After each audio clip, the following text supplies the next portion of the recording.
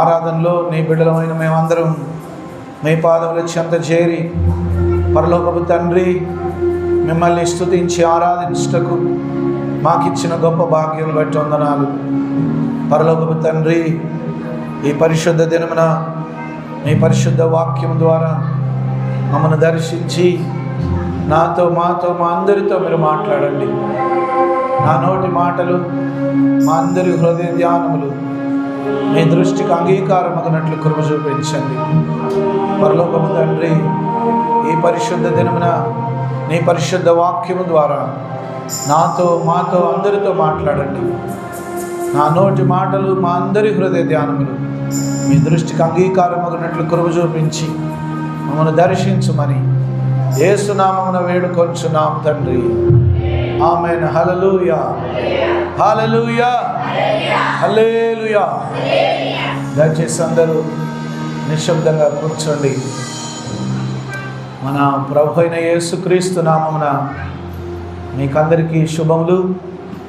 ఈ పరిశుద్ధ పునరుత్థాన దినమున, ఈ పరిశుద్ధ ఆదివారం ఆరాధనలో ప్రభు బిడ్డలమైన మనమందరం ఈ విధంగా పరలోకపు తండ్రి సన్నిధిని చేరి ఆయనను స్తుతించి ఆరాధించుటకు ప్రభు ఇచ్చిన గొప్ప భాగ్యం బట్టి యేసయ్యకు వందనాలు చెల్లిస్తున్నాం. హల్లెలూయా. హెబ్రీలకు రాసిన పత్రిక 12వ అధ్యాయం 1వ వచనం నుండి 13వ వచనం వరకల దేవుని వాక్యం చదవబడగా మనం విని ఉన్నాం. హెబ్రీలకు రాసిన పత్రిక 12వ అధ్యాయం 1వ వచనం. ఇంత గొప్ప సాక్షి సమూహము మేఘము వలె మనలను ఆవరించి ఉన్నందున మనము కూడా ప్రతి భారమును సులువుగా చిక్కులబెట్టు పాపమును విడిచిపెట్టి విశ్వాసమునకు కర్తయు దానిని కొనసాగించువాడునైన యేసు వైపు చూచుచు మన ఎదుట ఉంచబడిన పందెములో ఓపికతో పరిగెత్తుదము. హల్లెలూయా, హల్లెలూయా, హల్లెలూయా, హల్లెలూయా, హల్లెలూయా. దేవుని పరిశుద్ధ వాక్యములో మనం గమనించినట్లయితే ఇక్కడ ఒక గొప్ప సాక్షి సమూహం ఉన్నది. హల్లెలూయా. సాక్షి సమూహము ఉన్నందున మనం ఏం చేయాలో ఇక్కడ బయలుపరుస్తున్నాడు. హల్లెలూయా. బైబిల్ గ్రంథంలో హెబ్రీలకు రాసిన పత్రిక 11వ అధ్యాయంలో విశ్వాసమును గురించి రాయబడి ఉన్న విషయాలను మనం ఇక్కడ గమనించవచ్చు. విశ్వాసమును గురించి, విశ్వాసము ద్వారా ఎలా గొప్ప గొప్ప కార్యాలు ఆ దేవుని బిడ్డలు చేశారో, ఆ గొప్ప సాక్షి సమూహము వలన మనము కూడా బలపరచబడాలి అని దేవుడు మనతో మాట్లాడుతున్నాడు. హల్లెలూయా. యేసుక్రీస్తు ప్రభుని నీ అంతటా నువ్వే నమ్ముకోలేదు. నువ్వు ఆయన చిత్తములో ఉన్నావు. పక్కన వాళ్ళతో చెప్పండి, నువ్వు ఆయన చిత్తంలో ఉన్నావు. ఎవరున్నారు ఆయన చిత్తంలో? నీవు, నేను, మనందరం ఆయన చిత్తంలో ఉన్నాం. ఆయన చిత్తంలో మనం ఉన్నాము కాబట్టే ఆయనను మనం నమ్ముకున్నాం. హల్లెలూయా. నీ అంతటా నువ్వే దేవుని నమ్ముకోలే. నీ స్వంత జ్ఞానం చేత నువ్వు నమ్ముకోలే. దేవుడు నీ మనోనేత్రాలను తెరిచాడు. తన కృప ద్వారా నిన్ను రక్షించాడు. ఇది దేవుడిచ్చిన వరం. హల్లెలూయా. రక్షణ భాగ్యం మనుషుల వలన కలిగినది కాదు. నువ్వు దేవుణ్ణి నమ్ముకున్నావంటే ఎవరో చెప్పినందుకో, లేకపోతే నీ అంతట నువ్వే అద్భుతం జరిగినందుకో కాదు, కానీ దేవుని కృప వలన, దేవుని దయ వలన నశించిపోయే మనలను కృప ద్వారా దేవుడు రక్షించాడు. హల్లెలూయా, హల్లెలూయా, హల్లెలూయా. కాబట్టి ఎవరు కూడా అతిశయపడ అవసరం లేదని వాక్యంలో రాయబడి ఉంది. ఎవరు కూడా అతిశయపడ వీలు లేదు. ఎందుకంటే దేవుడు తన కృప ద్వారా మనల్ని రక్షించాడు. హల్లెలూయా.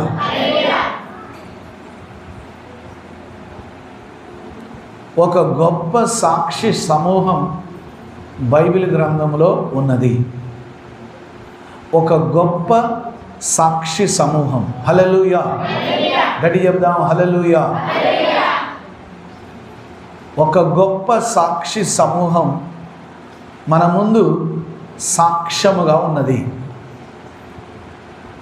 ఉదాహరణకు 11వ అధ్యాయంలో అబ్రహాము, ఇస్సాకు, ఇజ్రాయేలు, దావీదు, యోసేపు, దానియేలు, ఇంకా అనేక మంది దేవుని యొక్క భక్తులు, అనేక మంది దేవుని యందు విశ్వాసం ఉంచిన విశ్వాసులు, వాళ్ళందరూ రక్షింపబడుట వలన, హల్లెలూయా, వాళ్ళందరూ రక్షింపబడి దేవుని పాదముల చెంత వాళ్ళ యొక్క విశ్వాసాన్ని కాపాడుకున్నారు. హల్లెలూయా. వాళ్ళ విశ్వాసాన్ని కాపాడుకున్నందుకు వాళ్ళందరినీ దేవుడు వాళ్ళ సాక్ష్యాన్ని బైబిల్ గ్రంథంలో రాసి ఉంచాడు. హల్లెలూయా. కాబట్టి ఒక గొప్ప సాక్షి సమూహం మన కొరకు దేవుడు బైబిల్ గ్రంథంలో ఉంచి ఉన్నాడు. ఇంత గొప్ప సాక్షి సమూహం మేఘము వలె మనలను ఆవరించి ఉన్నందున, హల్లెలూయా.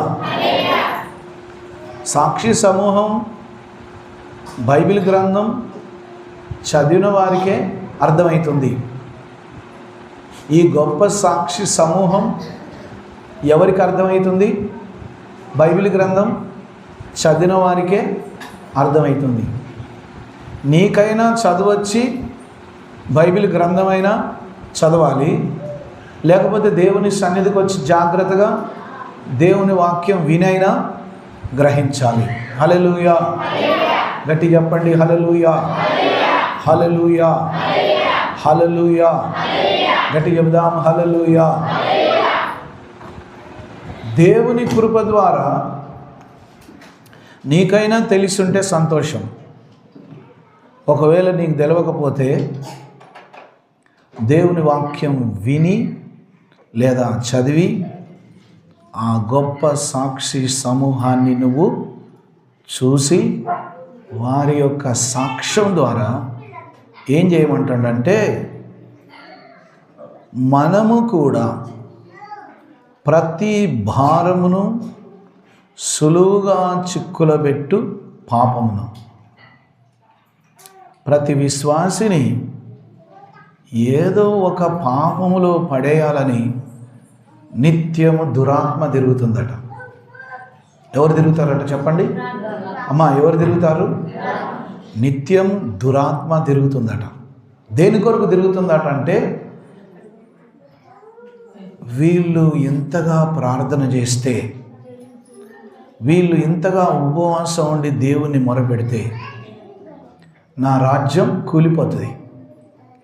సాతాను రాజ్యం పునాదులు కదిలింపబడి అంధకార శక్తులు బంధింపబడి ఊరే మొత్తం రక్షణ పొందుతుందేమో, ఊరే మొత్తం యేసయ్య బిడ్డలైపోతారేమో అని సైతానుకు బాగా భయం ఉన్నదట. ఆ భయంతోని సైతానుడు ఏం చేస్తాడట అంటే, ప్రతి విశ్వాసి అమ్మడి పడుతుండట. ప్రతి విశ్వాసి మనసును చెడగొట్టాలి. ప్రతి దేవుని బిడ్డ యొక్క మనస్సును ఏం చేయాలి? చెడగొట్టాలి.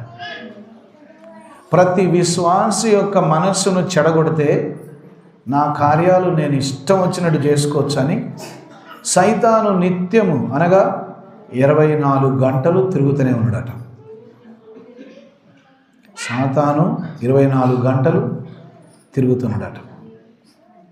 కాబట్టి దేవుని వాక్యంలో ఏమంటుండంటే, నీ జీవితంలో నిన్ను ప్రార్థన చేయనీయకుండా, ఉపవాసం ఉండనీయకుండా, దేవుని మందిరానికి క్రమంగా రానీయకుండా, దేవుని ఆత్మను పొందుకోనీయకుండా, ఏదైనా నిన్ను సులువుగా పడగొడుతుందంటే, ఏదైనా సులువుగా నిన్ను దేవుని ఆత్మకు దూరం చేస్తుందంటే దాన్ని నువ్వు విడిచిపెట్టాలి. హల్లెలూయా. దాన్ని నువ్వేం చేయాలట?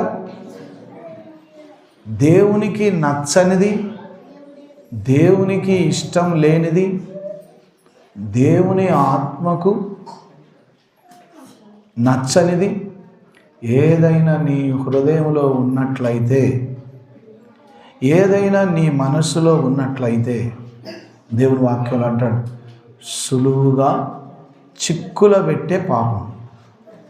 సులువుగా చిక్కులు పెడుతుందట పాపం. చాలామంది పాపం నుండి విడుదల పొందుకోవాలని ఆశపడి కలిగి ఉంటున్నారు. చాలామంది నేను దేవుని బిడ్డను కాబట్టి పాపం చేయను, నేను దేవుని బిడ్డను కాబట్టి నేను తాగొద్దు, నేను సిగరెట్ తాగొద్దు, నేను అబద్ధాలు ఆడొద్దు, నేను బూతులు ఆడొద్దు, నేను వ్యభిచారం చేయొద్దు, నేను సినిమాలు చూడొద్దు, నేను బూతులు ఆడొద్దు, నేను మోసం చేయొద్దు, నేను పాపం చేయొద్దు. ప్రతి ఒక్కరికి నేను దేవుని బిడ్డ కాబట్టి ఇలా చేయొద్దు, ఇలా చేయొద్దు, ఇలా చేయొద్దు అని అందరూ అనుకుంటూనే ఉన్నారట. కానీ సైతాను చాలా తెలివిగల శత్రువు అట. దుష్టుడైన అపవాది చాలా తెలివిగల శత్రువు అట. వాడు ఎవరైతే ఎక్కువ బాగా ప్రార్థన చేద్దాం అనుకుంటారో, ఎవరైతే ఉపవాసం ఉండి బాగా దేవుని కొరకు జీవించాలనుకుంటారో, ఎవరైతే ప్రభు కొరకు నమ్మకంగా ఉండాలని ఆశపడతారో వాళ్ళనే చెడగొట్టాలని ప్రయత్నం చేస్తాడట. హల్లెలూయా.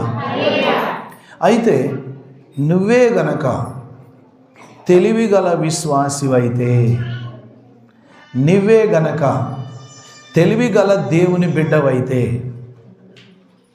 నువ్వే గనక తెలివిగల దేవుని బిడ్డవైతే, సైతాను చూపించే శోధనలన్నీ కూడా నువ్వు జయించగలుగుతావు. హల్లెలూయా. సైతాను పెట్టే శోధనలన్నీ కూడా నువ్వు నిజమైన దేవుని బిడ్డవైతే జయించగలుగుతావు. మొదటిగా జయించాలనే ఆశ నీలో ఉండాలి. అమ్మా, ఎక్కడ ఉండాలి ఆశ? నీ మనస్సులో, నీ హృదయంలో, నేను దేవుని బిడ్డను, ఈ పాపం నేను చేయకూడదు, ఈ చిక్కులో నేను పడకూడదు, ఈ సైతాను మాయలో నేను పడకూడదు అని నీకే ఆశ ఉంటే నువ్వు చిక్కుల్లో పడవు. అమ్మ, నాకెళ్ళి చూడండి, అందరూ దేవుని వాక్యంలో అంటాడు కదా, సులువుగా చిక్కులు పెట్టే పాపం. సులువుగా చిక్కులు పెడుతుందట. సైతాను ఏం చేస్తుందట? పాపమును ఆధారం చేసుకొని, నువ్వు పాపివి కాబట్టి, నువ్వు పాపం చేసినావు కాబట్టి నువ్వు నా బిడ్డవే, నువ్వు యేసే బిడ్డవు కాదు, నువ్వు పాపం చేసావు, నువ్వు దేవుని బిడ్డవు కాదు, నువ్వు సైతాను బిడ్డవు, నువ్వు నా బిడ్డవు అని సైతానుడు నిన్ను బలవంత పెట్టి ఇంకా లోయలోనికి తీసుకుపోవాలని చూస్తాడట. అది మోసపరచు ఆత్మ, అది భ్రమపరిచే దురాత్మ, అది భ్రమపరిచే దురాత్మ. అది మోసం చేయడానికే పుట్టిందట.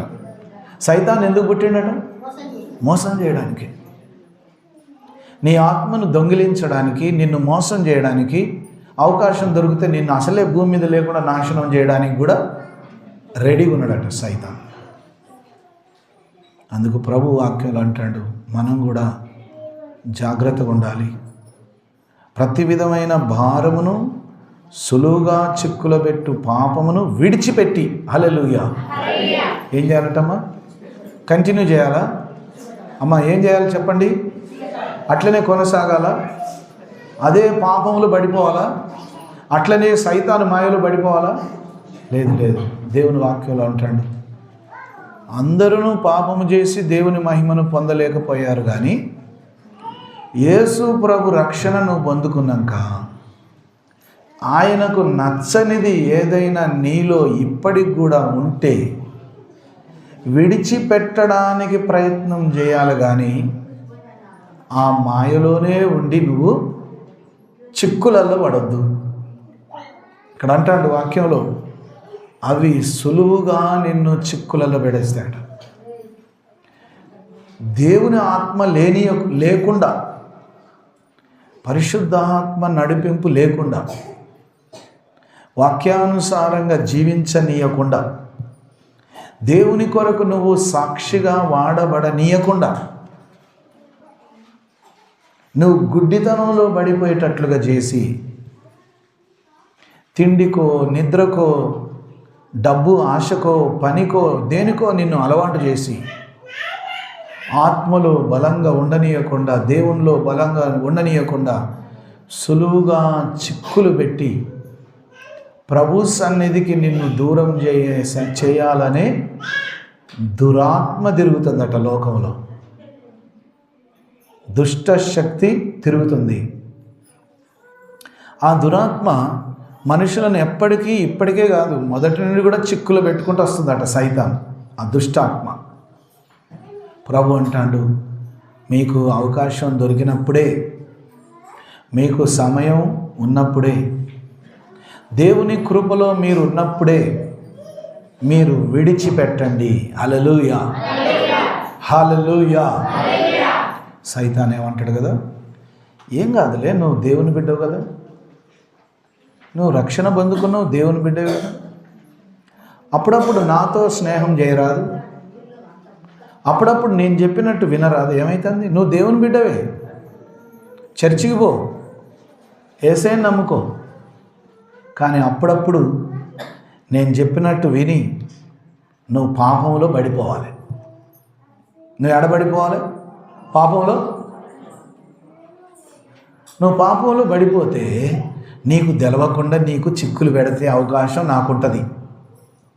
సైతాను గురి ఏందట, నువ్వు పాపములు పడిపోతే నీకు అర్థం కాకుండానే నిన్ను చిక్కుల పాలు చేస్తా, నేను నీకు తెలవకుండానే నిన్ను చిక్కుల పాలు చేస్తా, నీకు అర్థం కాకుండానే నిన్ను చిక్కులలో పడేస్తా. కాబట్టి నువ్వు అవకాశం ఇవ్వాలి. ఏంటిది అవకాశం? చిన్న చిన్న పాపములే అమ్మా, పెద్ద పెద్ద పాపాలు కాదు, చిన్న చిన్న పాపం, చిన్న చిన్న తప్పు పనులు నీతోని చేయించాలని చూస్తాడట. ఎందుకు? అవి సులువుగా చిక్కులు పెడతాయట. హల్లెలూయా. సులువుగా చిక్కులు పెడతాయట.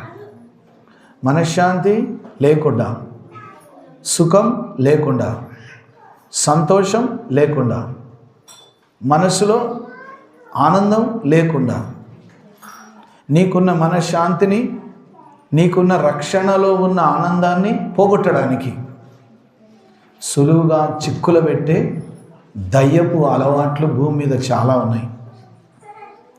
అవే సాతానుకు ఆయుధాలు లాగున్నాయట. దాన్ని వాడు ఉపయోగించి మనుషులను మొదటి నుంచి మోసం చేసుకుంటూ వస్తున్నాడు. ఇప్పటికి కూడా మోసం చేస్తూనే ఉన్నాడు. పక్కన వాళ్ళతోని చెప్పండి, నువ్వు తెలివిగల విశ్వాసి అయితే దేవునికి ఇష్టం లేనివి విడిచిపెడతావు. హల్లెలూయా. చూసినావా? నువ్వు తెలివిగల విశ్వాసి అయితే ఏమైతావట?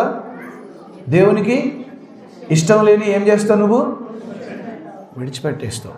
నాకు వద్దు, నేను దేవుని బిడ్డను. సైతానా, ఊకే నన్ను శోధిస్తున్నావు ఎందుకు? సైతానా, నీకేం పని లేదా? ఊకే న్యాయం పడుతున్నావు. యేసు నామమున నిన్ను అగ్నిలో కాల్చేస్తున్నావు అని దేవునికి నచ్చనివి తెలివిగల విశ్వాసివైతే, తెలివిగల దేవుని బిడ్డవైతే నువ్వు జయిస్తావు, నువ్వు ఓడిస్తావు. తెలివి తక్కువ వారు ఏం చేస్తున్నారంటే పడిపోతున్నారు. అమ్మా, తెలివి తక్కువలు ఏం చేస్తారట? పడిపోతారు. పడిపోవడం కాకుండా ఇంకా చర్చికి రమ్మంటే రారు. అయిపోయా. సైతాను మాయలో పడ్డాక వాళ్ళు దేవుని సన్నిధికి రమ్మంటే వస్తారా? నేను రాను. అమ్మో నన్ను పిలువకు, అక్కడికి రానిగా నేను నమ్ముకోను, నాకు యేసుప్రభు వద్దు అంట. అరే ఇన్ని రోజులు యేసుప్రభు నమ్ముకొని బాప్టిస్టం తీసుకొని రక్షణ పొందుకొని పేరు మార్చుకొని యేసయ్య నా దేవుడు అంటివి కదా అంటే, అమ్మో అంటే అన్నా కానీ ఇక నాకు ఇప్పుడు రావడం ఇష్టం లేదు. ఏమైంది అమ్మా? ఏమైంది? భ్రమపరచు దురాత్మ పట్టింది. ఒక్క దయ్యం పోతే 7 దయ్యాలు పట్టినాయట. అమ్మా ఒక్క దయ్యం పోతే 7 దయ్యాలు పట్టినాయి. ఇప్పుడు 7 దయ్యాలు పట్టినోడు దేవుని కాడ వచ్చి నికరంగా ఒక దగ్గర కూర్చోమంటే కూర్చుంటాడా? అమ్మో నేను రాను, నువ్వు నన్ను పిలువకు, ఇంకోసారి నన్ను పిలువకు, నన్ను రమ్మనకు, నేను రాను. యేసుప్రభు నాకు అవసరం లేదు. యేసుప్రభు నాకు అవసరం లేదు అనేది ఎవరు చెప్పండి? వాళ్ళలో ఉండి అనేది ఎవరట? సాతాను, దయ్యపాత్మ, సూలుగా చిక్కులు పెట్టే దయ్యం ఆత్మ వాళ్ళలో ఉండి మాట్లాడుతుంటుంది. ఏమని? నేను రాను, నాకొద్దు, యేసు ప్రభు నేను నమ్ముకోనిగా. అందుకే ప్రభు అంటాడు, మనం కూడా ప్రతి విధమైన సైతాను సంబంధించిన భారమును, సులువుగా చిక్కులు పెట్టే పాపమును విడిచిపెట్టి విశ్వాసమునకు కర్తయు, హల్లెలూయా, విశ్వాసమునకు కర్త, విశ్వాసాన్ని తయారు చేసిన వాడే యేసయ్య, హల్లెలూయా. మనం విశ్వాసం ద్వారా బ్రతకాలని చెప్పింది ఎవరు? యేసయ్య. విశ్వాసమునకు కర్తయు దానిని కొనసాగించువాడునైనా యేసు వైపు చూచుచు, హల్లెలూయా.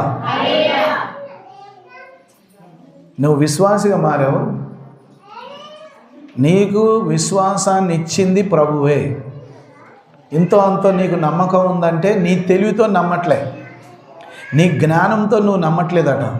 నీకు విశ్వాసాన్ని, నమ్మకాన్ని దేవుని మీద ఇచ్చింది కూడా పరిశుద్ధాత్ముడే.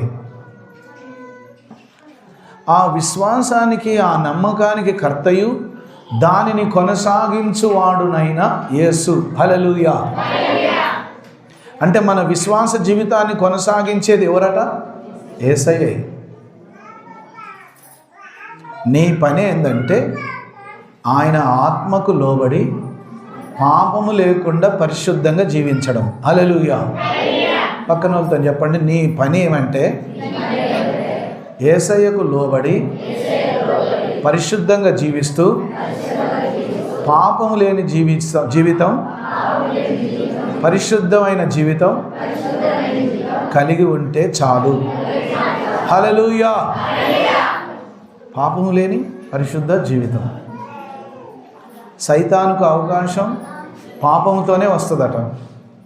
పాపము లేని పరిశుద్ధ జీవితం నీకుంటే నీలో ఎల్లప్పుడూ పరిశుద్ధాత్ముడే ఉంటాడు. అప్పుడు అపవాదికి అవకాశం దొరకదు. విశ్వాసమునకు కర్తయు దానిని కొనసాగించువాడునైనా యేసు వైపు చూచుచు, హల్లెలూయా. మన ఎదుట ఉంచబడిన పందెములో ఓపికతో పరిగెత్తుదము, హల్లెలూయా. మనం అందరం ఇప్పుడు పందెంలో ఉన్నమాట. అమ్మ మనం ఎక్కడున్నాం మనం? పందెం అంటే పోటీలో ఉన్నాం మనం, అంత పోరాడుతున్నాం. ఈ పోరాటంలో, ఈ పందెంలో నువ్వు గెలవాలంటే ఎవరిని పట్టుకోవాలి? విశ్వాసమునకు కర్త, దానిని కొనసాగించే వాడైన యేసును గట్టిగా పట్టుకోవాలి. యేసును గట్టిగా పట్టుకోవాలంటే అర్థం ఏంటి? యేసయ్య బైబిల్ గట్టిగా ఇట్లా గుండెకు పట్టుకొని పండుకోవడమా, లేకపోతే యేసయ్య పటం పట్టుకొని హత్తుకొని పండుకోవడమా? యేసయ్యను గట్టిగా పట్టుకోవాలంటే అర్థం ఏంటి? ప్రార్థనతో నువ్వు యేసయ్యను గట్టిగా పట్టుకోవాలి, హల్లెలూయా. యాకోబు మరణించే సమయం వచ్చిందట. ఏమొచ్చిందటమ్మా? మరణించే సమయం వచ్చిందట.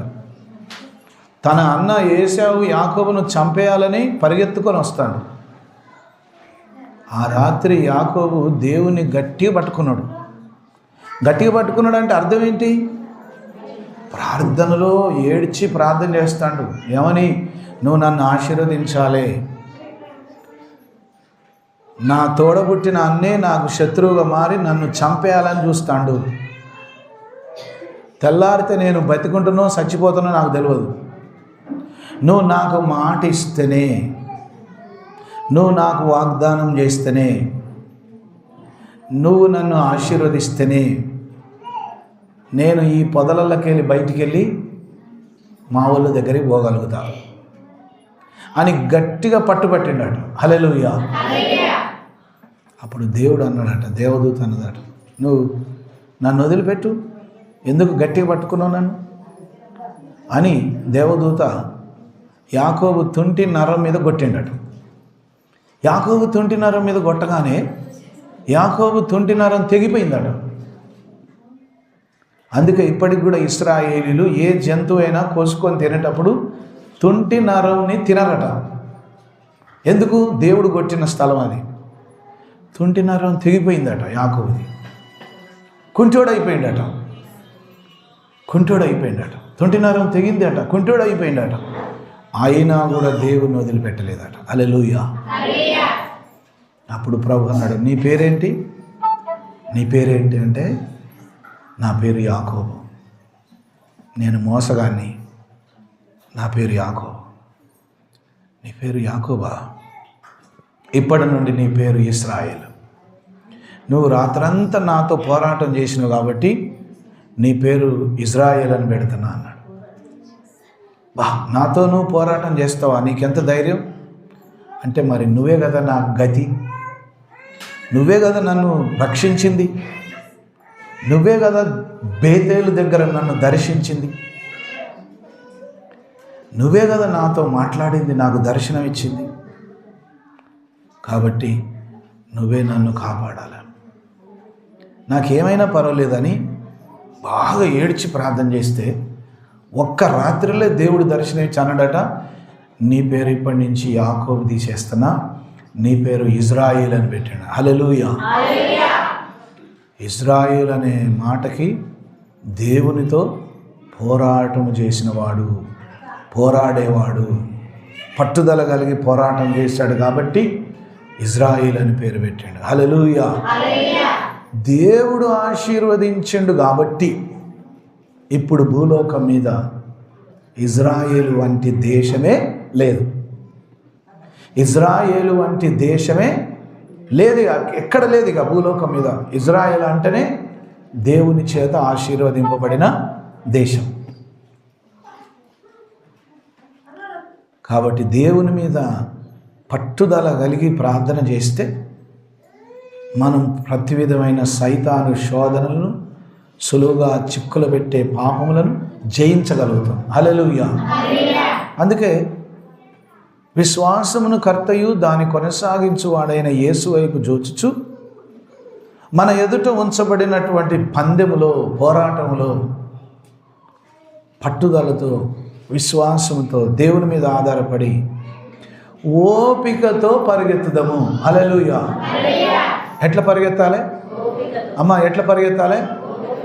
ఓపికతో పరిగెత్తాలి. అప్పుడప్పుడు సైతాన్ అంటాడు, నువ్వు ప్రార్థన సరిగా చేయట్లేదు కాబట్టి నువ్వు చర్చికి పోవద్దు, నువ్వు దేవుని మాట వినొద్దు, దేవునికి నువ్వు బాగా కానుకలు ఇస్తున్నావా? ఇయ్యకు. దేవునికి దశం భాగం ఇస్తున్నావా? ఇయ్యకు. నువ్వు ఇట్లా ఇస్తే అక్కడ సేవ బాగా ఎదిగిపోతుంది, యేసయ్య సేవ బాగా జరుగుతుంది. నువ్వు డబ్బులు ఇస్తే నువ్వు ఇయ్యకు. ఎందుకు ఇస్తాను? అన్ని డబ్బులు ఇస్తావా దేవునికి? కొంచెం ఇస్తే చాలదా? సైతాను బాగా మోసం చేస్తుండట చాలామందిని. అందుకే చాలామంది దేవునికి ఇయ్యలేకపోతారు. నువ్వు ఎన్ని దాచిపెట్టుకున్నా, నీ దగ్గర ఎంత డబ్బున్నా అవన్నీ కూడా వ్యర్థమైపోతాయి. దేవుని కొరకు నువ్వు ఇచ్చితే, దేవుని కొరకు నువ్వు ఇచ్చి ఆయనను పరీక్షించినప్పుడు ఆయన నిన్ను గొప్పగా ఆశీర్వదిస్తాడు. హల్లెలూయా. మనం దేవునికి ఇచ్చేది మళ్ళీ పొందుకోవడానికే. ప్రతిదీ కూడా విశ్వాసము ద్వారా జరగాలి. ఆ విశ్వాసంలో, ఆ నమ్మకంలో, ఆ స్థిరమైన విశ్వాస జీవితంలో, పరిశుద్ధ జీవితంలో ఓపికతో నువ్వు పోరాటం చేస్తూ ముందుకు సాగిపోవాలి. హల్లెలూయా. ఓపికతో పరిగెత్తకపోతే నువ్వు గమ్యానికి చేరుకోలేవు, నువ్వు అనుకున్న చోటికి పోలేవు. ఓపికతో పరిగెత్తకపోతే నువ్వు గెలవలేవు, ఓడిపోతావు. హల్లెలూయా. సైతాను పని ఎప్పటికీ ఓడగొట్టాలనే పని. సైతాను పని ఏందట? నువ్వు ఉరుకుతాంటే ఉరకనీయకుండా వెనకకు బట్టి గుంజి నిన్ను పడగొట్టడమే సైతాను పని. నువ్వు బాగుపడుతుంటే సైతానికి ఇష్టం ఉండదు. నువ్వు ధనవంతుడు అవుతా ఉంటే సైతానికి ఇష్టం ఉండదు. నువ్వు ఆరోగ్యంగా ఉంటే సైతానికి ఇష్టం ఉండదు. నీ ఇల్లు బాగుపడుతుంటే సైతానికి ఇష్టం ఉండదు. నువ్వు ఆరోగ్యంగా ఉంటే సైతానికి ఇష్టం ఉండదు. ఏదో మార్గం చేసుకొని దూరాలని చూస్తాడట సైతాన్. ఏదో దారి చేసుకొని రావాలని చూస్తాడట సైతాన్. వాడిని వెళ్ళగొట్టి వాడి క్రియలను విడిచిపెట్టి యేసు వైపు చూస్తూ నీ ముందు ఉంచిన పందెములో ఓపికతో పరిగెత్తాలి అంటాడు. హల్లెలూయా, హల్లెలూయా. ఆయన తన ఎదుట ఉంచబడిన ఆనందము కొరకై అవమానమును నిర్లక్ష్యపెట్టి సిలువను సహించి దేవుని సింహాసనం యొక్క కుడిపార్శ్వమున ఆసీనుడై ఉన్నాడు. హల్లెలూయా. ఇప్పుడు మనకు ఎవరు ఉదాహరణ, ఎవరు మనకు ఎగ్జాంపుల్ అంటే యేసుక్రీస్తు ప్రభువే. యేసుక్రీస్తు ప్రభు ఈ లోకంలో ఉన్నప్పుడు ఆయన కొరకు గొప్ప సింహాసనం ఎదురు చూస్తుంది కాబట్టి ఆయన కూడా ఓపికతో ఈ లోకములో ఎదురైన అవమానములన్నీ భరించాడు. కొరడాలతో కొట్టినా భరించాడు, సిలువ వేసినా భరించాడు, ఉమ్ము వేసినా భరించాడు, ఆయనను నిందించినా భరించాడు, ఆయనను హింసించినా భరించాడు. అన్నీ ఎందుకు భరించాడంటే, ఓపికతో ఎందుకు భరించాడంటే, నా కొరకు పరలోకమందు నా తండ్రి కుడి పక్కన నా సింహాసనం నా కొరకు ఉంచబడి ఉన్నది. ఆ సింహాసనం నేను పొందుకోవాలంటే ఈ లోకంలో ఎన్ని శ్రమలు వచ్చినా నేను ఓపికతో ఎదుర్కొంటా. హల్లెలూయా. ఎట్లా ఎదుర్కొంటా?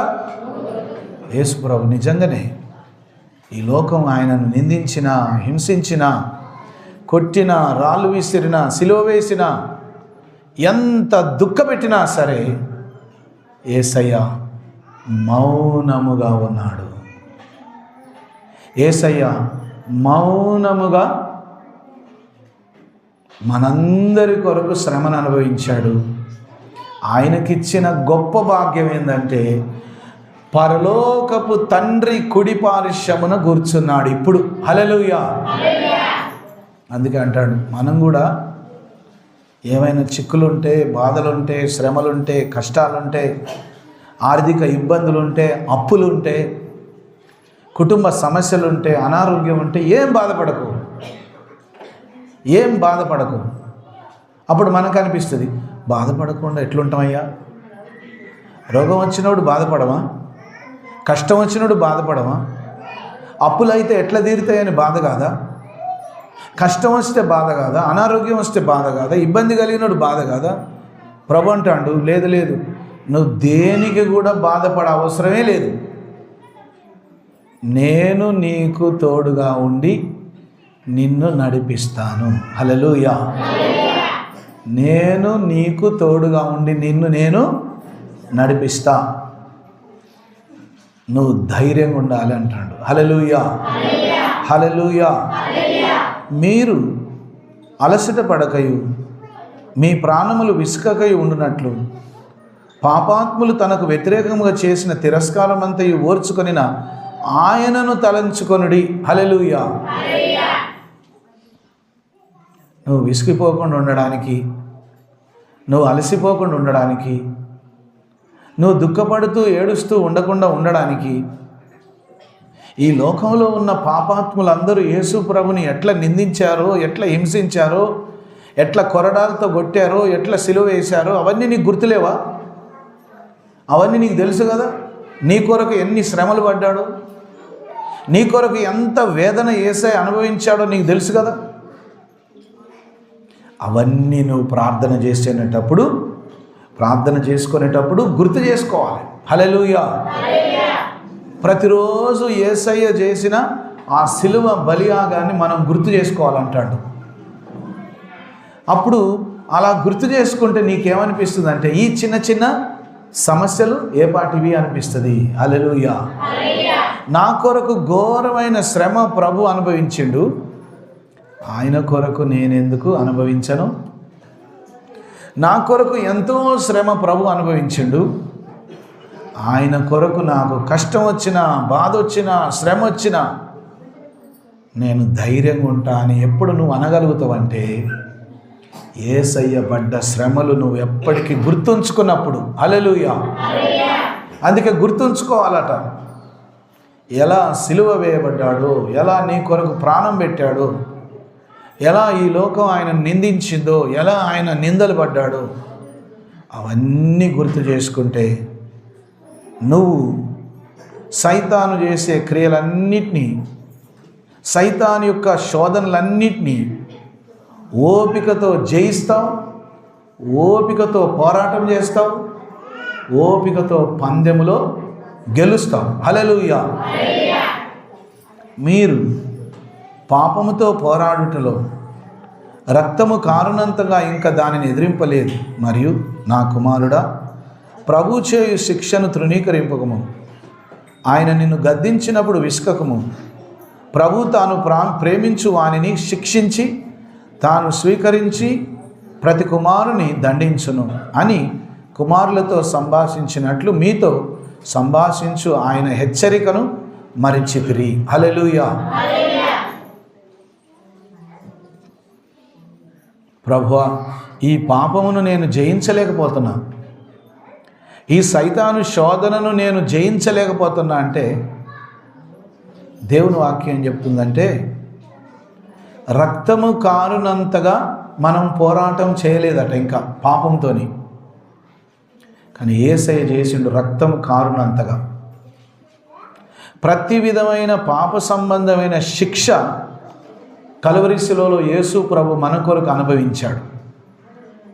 నువ్వు మరి యేసు ప్రభు కొరకు ఒక రక్త బొట్టైన కార్చినవా? చెప్పండి. యేసు ప్రభు కొరకు నీ రక్తం ఇచ్చినవా? ఇయ్యలే. ఆయన కొరకు జీవిస్తున్నావు అంతే.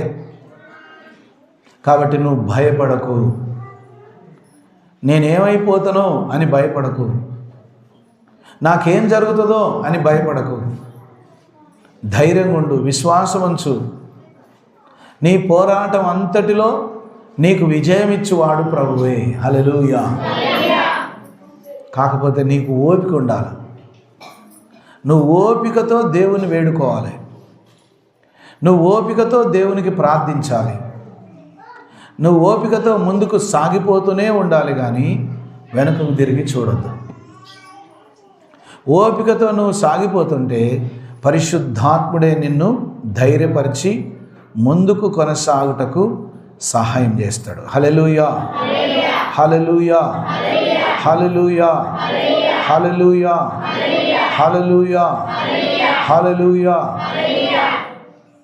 ఏదైనా కష్టం వచ్చినప్పుడు, ఏదైనా ఇబ్బంది కలిగినప్పుడు, ఏదైనా శోధన వచ్చినప్పుడు, ఏదైనా అనారోగ్యం వచ్చినప్పుడు నువ్వు దేవుని మీద తిరగబడే లక్షణం రాకుండా ఓపికతో దేవునికి ప్రార్థన చేస్తే ఆ కష్టం నుండి దేవుడు నిన్ను విడిపిస్తాడు. హల్లెలూయా.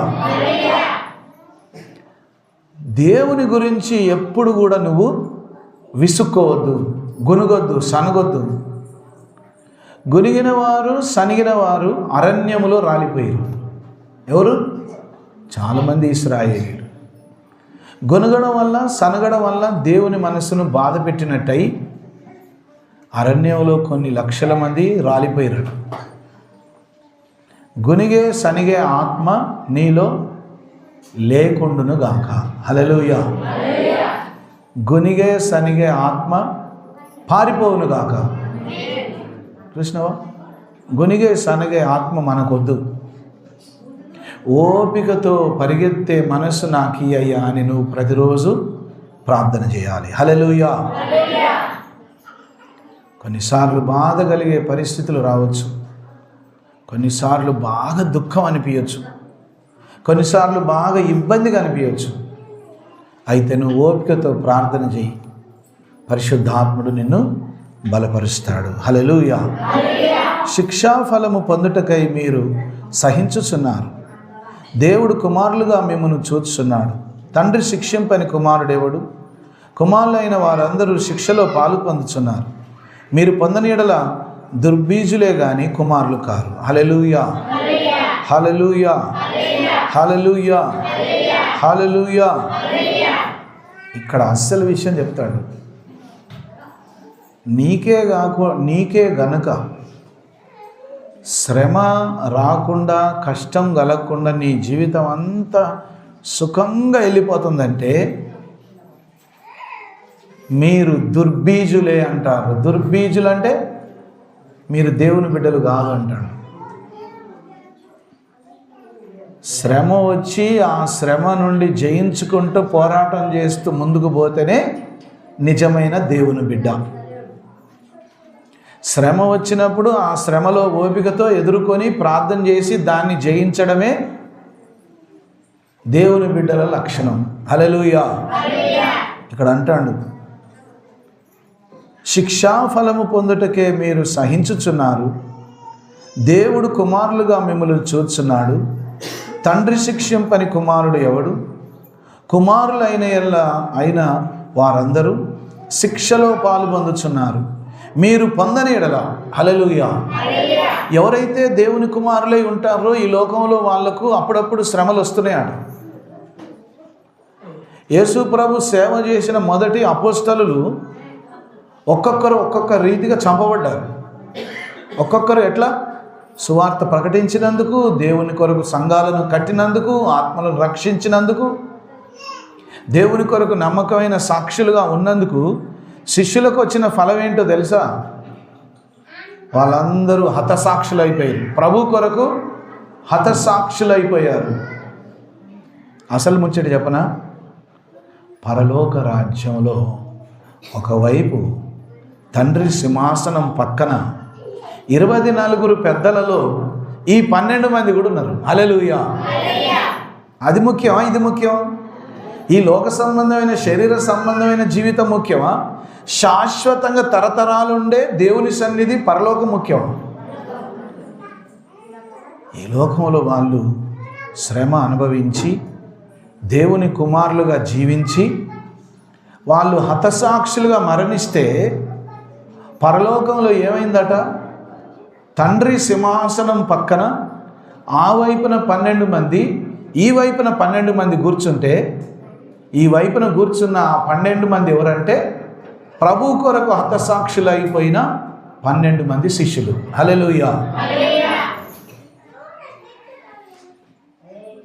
ఆ గొప్ప ధన్యత ఎందుకు వచ్చిందంటే వాళ్ళు విశ్వాస పోరాటాన్ని కాపాడుకొని మరణం వరకు నమ్మకంగా ఉన్నారట. హల్లెలూయా.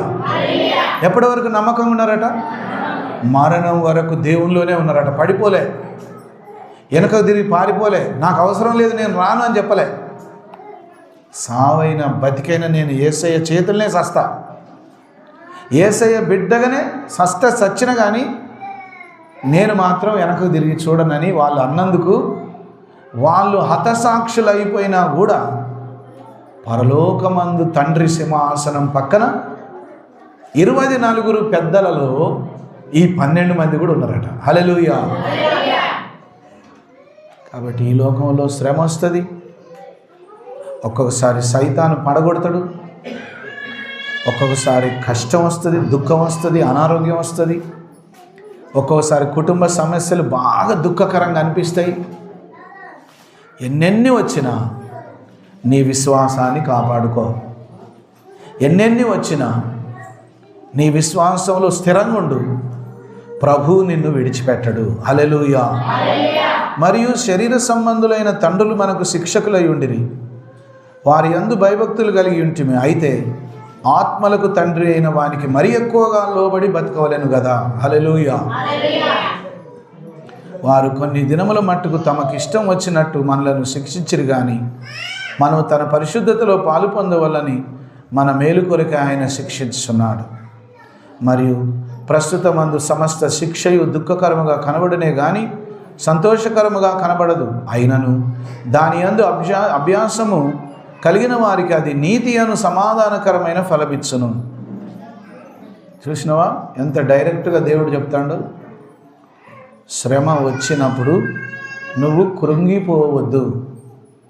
శ్రమ దినమున నువ్వు కృంగిపోతే నువ్వు చేతగాని వాడివి అయిపోతావట, నువ్వు దేవుని పనికిరావట. శ్రమ వచ్చినప్పుడు నువ్వు కృంగిపోతే, నువ్వు భయపడిపోతే, నువ్వు వెనకబడిపోతే, నువ్వు దుఃఖపడి వెనక తిరిగి చూస్తే నువ్వు కృంగిపోతావు, నువ్వు పనికిరావు. దేవుని నామమున శ్రమ వచ్చినా, దేవుని నామమున ఎవరైనా మనల్ని హింసించినా, మనకు దుఃఖకరమైన పరిస్థితులు ఎదురైనా సరే,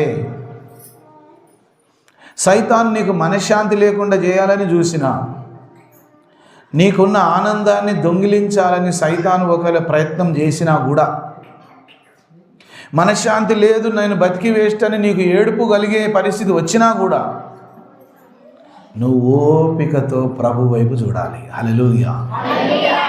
నువ్వు ఓపికతో ప్రభు వైపు చూస్తే ఆయన నీకిచ్చే ప్రతిఫలం చాలా గొప్పగా ఉంటుందట.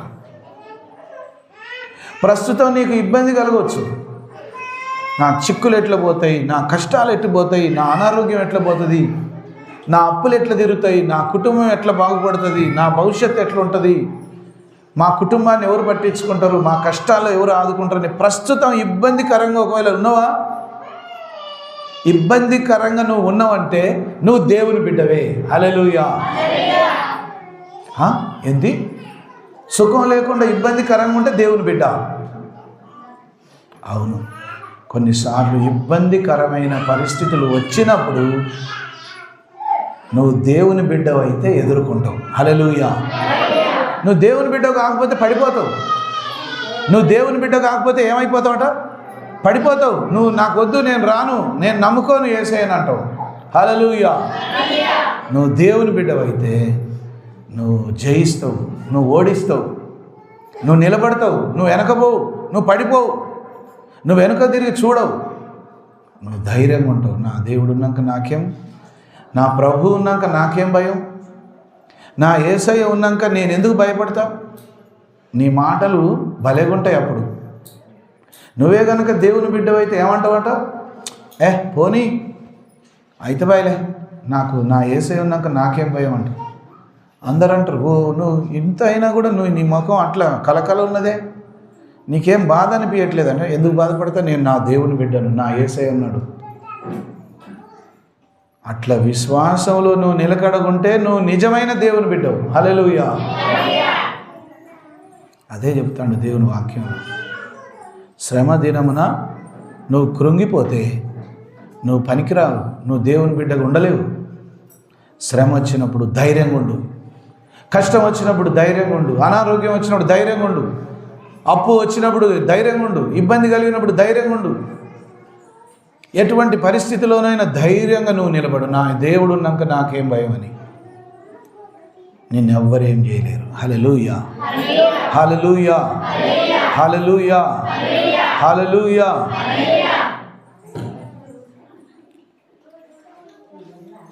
ప్రభువా నాకు శ్రమ వస్తుంది, ప్రభువా నేను శోధనను జయించలేకపోతున్నాను, ప్రభువా సైతాన్ నన్ను ఊకే పడగొట్టాలని చూస్తుండు, ప్రభువా నాకు కష్టం వస్తుంది, ఇబ్బంది కలుగుతుంది, అనారోగ్యం వచ్చింది, అప్పులైనవి, శ్రమ వచ్చింది, దుఃఖం కలుగుతుంది.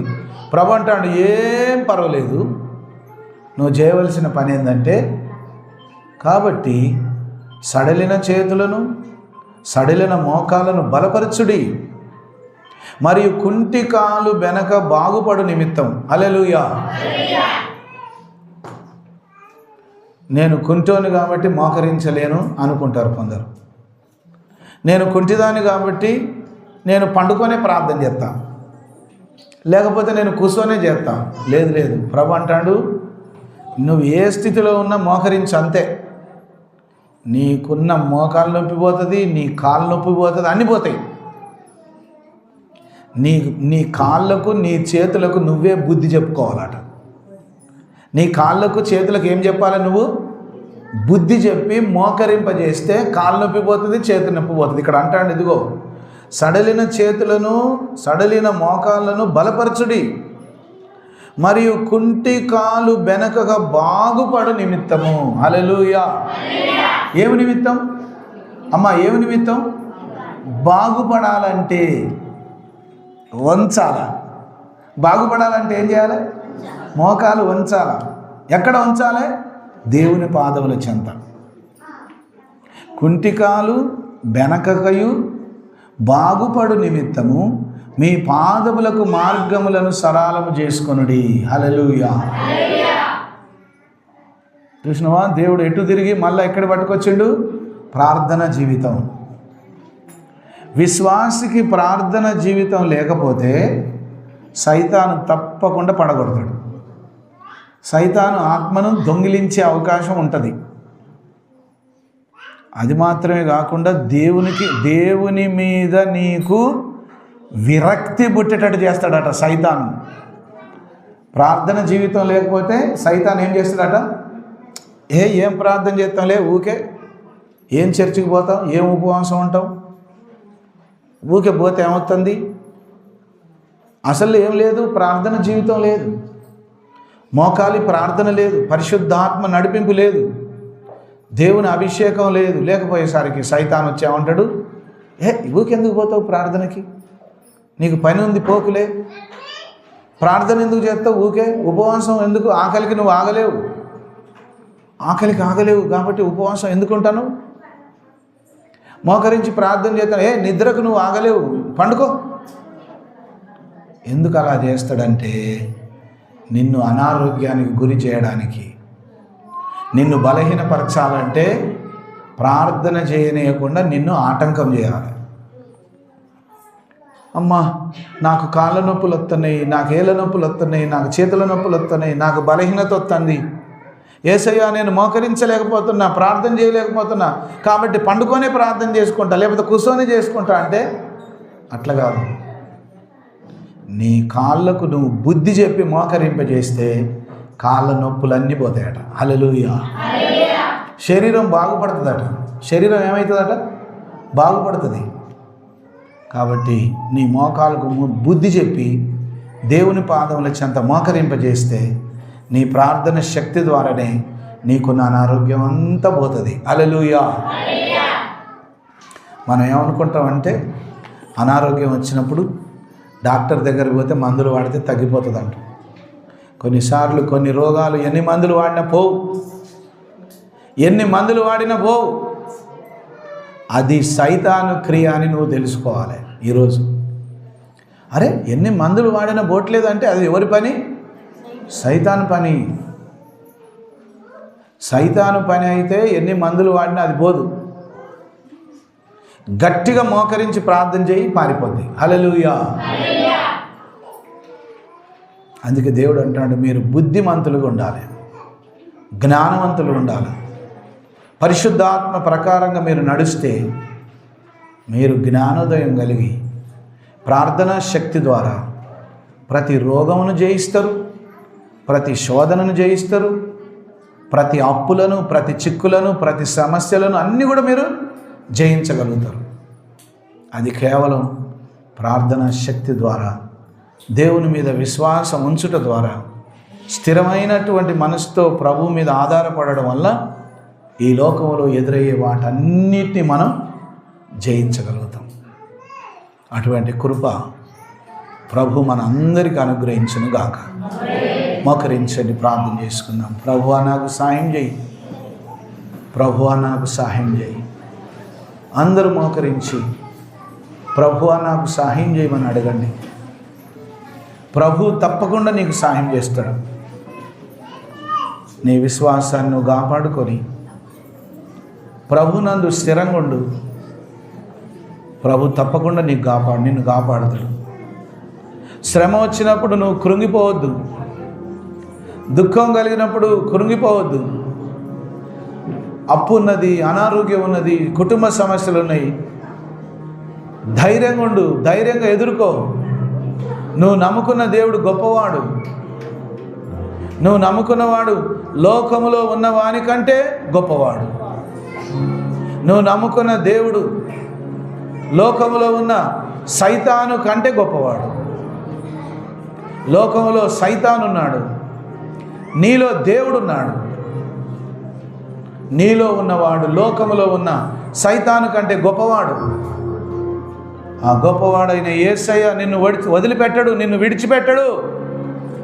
నువ్వెన్నడూ కూడా వెనుదిరిగి చూడ అవసరమే లేదు. సమస్యలన్నీ ఎన్నొచ్చినా వాటన్నిటినీ పట్టుదలతో, ప్రార్థనతో జయించు. నీకు దేవుని హస్తం తోడుగా ఉంటుంది. దుష్టుడైన అపవాది నిన్ను మోసం చేయకుండా సులువుగా చిక్కుల పెట్టే పాపములను విడిచిపెట్టి విశ్వాసమునకు కర్తయు దానిని కొనసాగించువాడైన యేసు వైపు చూచుచు ముందుకు సాగిపో. ప్రతి విధమైన సులువుగా చిక్కుల పెట్టే పాపం, ప్రతి విధమైన భారం విడిచిపెట్టి ప్రభువుకు లోబడి, పరిశుద్ధాత్మకు లోబడి, చిక్కులు వచ్చినా, సమస్యలు వచ్చినా, శ్రమలు వచ్చినా ధైర్యంతో, విశ్వాసంతో, ప్రార్థనతో నువ్వు తప్పకుండా జయిస్తావు. నువ్వు భయపడే అవసరమే లేదు. తండ్రి నీకు తోడుగా ఉంటాడు, నిన్ను విడువడు, నిన్ను ఎడబాయడు, నీకు తోడుగా ఉండి నిన్ను నడిపిస్తాడు ప్రభు. ఆయన నువ్వు నమ్మిన ఎడల దేవుని యొక్క మహిమను కళ్ళారా చూస్తావు. పరిశుద్ధుడైన మా తండ్రి, మహోన్నతుడైన మా ప్రభువా, ఈ పరిశుద్ధ పునరుత్థాన దినమున, ఈ పరిశుద్ధ ఆదివారం ఆరాధనలో మీరు మా మధ్యలో ఉన్నందుకు వందనాలు ప్రభువా. పరిశుద్ధమైన గ్రంథములో గొప్ప సాక్షి సమూహం మా ఎదురుగా ఉన్నది కనుక మేము ప్రతి భారమును సులువుగా చిక్కులు పెట్టే ప్రతి పాపమును విడిచిపెట్టి విశ్వాసమునకు కర్తయు దానిని కొనసాగించువాడైన యేసు వైపు చూచుచు ఓపికతో ఈ పరుగు పందెంలో సాగిపోయే భాగ్యం దయచి ప్రభువా, ఎన్నడైనను మేము వెనుదిరిగి చూడకుండా నీ రక్షణలో స్థిరంగా సాగిపోయే భాగ్యం మాకందరికీ దయచేయమని ప్రార్థిస్తున్నాం. పరలోకపు తండ్రి, ఈ పరిశుద్ధ దినమున మీ వాక్కు ద్వారా మమ్మల్ని బలపరిచినందుకు వందనాలు. విన్న వాక్యం దుష్టుడైన అపవాది ఎత్తుకొని పోకుండా ప్రతి హృదయంలో, ప్రతి కుటుంబంలో, ప్రతి జీవితంలో ఫలింపజేసి కృప చూపించుమని యేసు నామమున వేడుకొనుచున్నాం తండ్రి. ఆమేన్, ఆమేన్, ఆమేన్.